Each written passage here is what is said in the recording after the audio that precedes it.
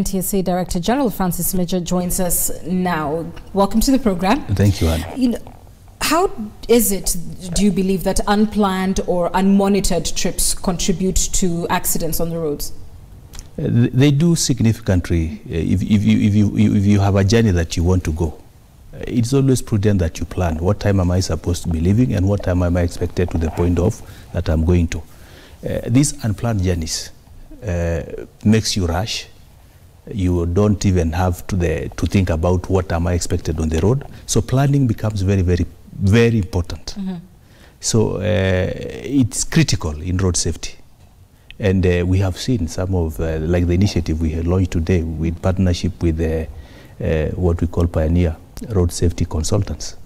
They have proved beyond doubt that a very simple initiative, just planning your journey, has actually resulted in dramatic reduction in accidents. Dramatic, how much?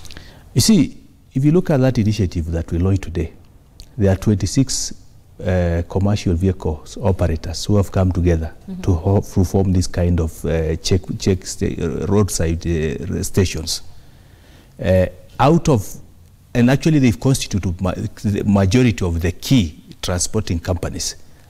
Out of the fleet in excess of 5,000, there have not been any single truck that has been involved in an accident. So it tells us that it's working. Since inception? Yes, okay. Which is over a year now. Okay. And is that something that, this is a private initiative, is this something that you think should be scaled up? Definitely, yes. There are, as I mentioned, there are only 26 who have subscribed to that service. There are many more that haven't. I mean, for a private road user, yes, such as myself, I'm going on a long journey. It is very important, and I will tell you why. If you look at these rest stations, they check you, the wellness, especially of the driver. Are you okay medically? Are you exhausted? It gives you an opportunity to rest. Issues of fatigue are addressed. If you want to repair your vehicle, you can stop, fix your vehicle in a good place, not by the roadside. And very importantly, from the experience that they gave us today, there are incidences where they have tested the driver. Either the driver, sometimes some of them have detected drunk drivers, and therefore they are not allowed to proceed with the journey. But more importantly, there was even incidences where a driver was tested and the pressure, blood pressure was very high. This driver was taken directly to hospital and was admitted for over 5 days.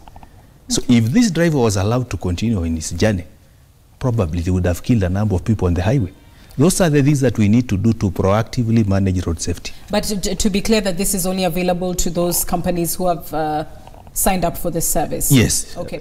But we are encouraging others to come and follow the same, we are actually encouraging many more to come up and continue and support or even form their own initiative. We must not tell them that they should join the existing one. They can come together and form theirs, as long as people are stopping at intervals to take a rest and have their vehicles checked and the condition of the driver as well. All right. Let's move on to your mandate in general. And after President Kenyatta, if you like, redesignated part of the work you're doing back to the police force in terms of enforcement of traffic rules, some people tend to think, what really is the role of NTSA right now? You see, and I think this has really been misunderstood. The primary role of any police service anywhere in the world is to enforce laws for that particular country. It is not in NTSA core mandates to do enforcement. We went in there to help and support our colleagues at the police. But we realized there were some challenges around that. And therefore, that is why the president directed that let's leave enforcement to the police. However, if you look at what we call the 4 E's of road safety, public education and awareness is primary. And especially in our context here in Kenya, where majority of the challenge is actually behavioral change. To change behavior is not necessarily to achieve behavior change is not necessarily through arresting people. The first thing is to talk to them, educate them so that they change their mindset. We have now embarked more on educating the public, awareness, raising awareness as we leave enforcement to the police. And having said that, how successful have you been? Well, it is a challenge. I won't pretend. It is a big challenge because to change behavior, will take a long time. And I can give you an example. In the forum that we had today, somebody said a driver whom he knows very well and misbehaves on our roads here, they went with the same driver to a country, I think he mentioned Australia. The same driver had a completely different approach. So the environment that we are operating in, sometimes because people know that even if I break any traffic rules, I will get away with it. But where you know that there is no opportunity for you to get away with, people tend to behave differently. Are you saying law enforcement then is failing in that respect? Obviously, the levels of the presence on our highways is not as compared to other countries. But there is a lot more that needs to be done. But first and foremost, the beginning, to me, in my opinion, if you ask me, we do not have to obey the law because there's a law enforcer. It should be inbuilt in ourselves to know that I'm doing it for my own good. That is the only way to sustain road safety.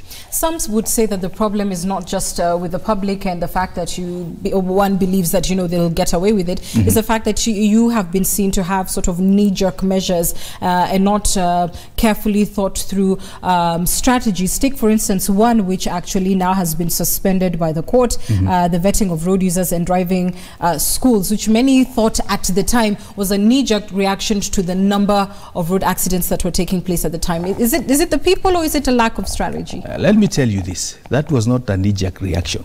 I will tell you, Anne, in this country, there has never been a driving curriculum, ever.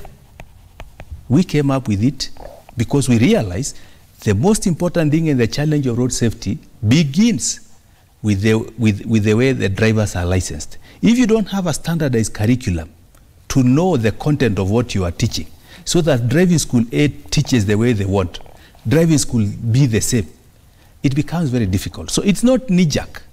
It is a process, it is a journey that we are correcting a lot of things that have never been there before. So it is a long process.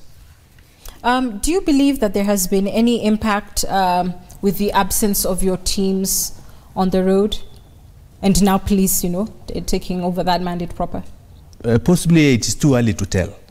But what we will do from our end, we will continue to support the police. Okay, what happened to Alcoblo? Well, those are some of the enforcement issues that we have now handed over to the police.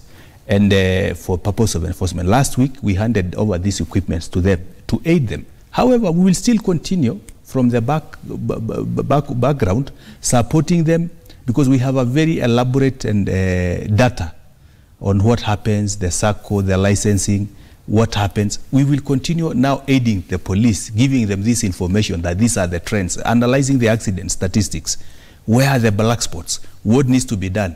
We will continue supporting the police, giving them that information for the action. So alcohol, speed guns, all of that now is with the police. Now, you've handed it over. Those are enforcement issues that now have been handed over to the police. Just under a week ago, we had a report that showed, officers are still on the take on the roads. Do you think that will compromise the work that you're doing?